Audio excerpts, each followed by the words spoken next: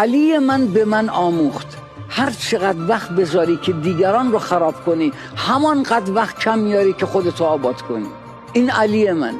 علی من همان علی است که فرمود در تنهایی مواظب افکارت، در خانواده مواظب رفتارت و در جامعه مواظب گفتارت باش. علی من همان علی است که فرمود قصه خوردن بر نداشته ها هدر دادن داشته هاست.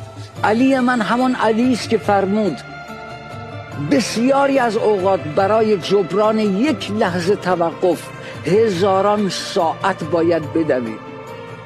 علی من همان علی است که فرمود بزرگترین توهین انسان به خودش مقایسه باطن زندگی خودش با ظاهر زندگی دیگران. علی من همان علی است که فرمود بزرگترین خیانت انسان به خودش ترس از این است که دیگران در موردش چه میگویند.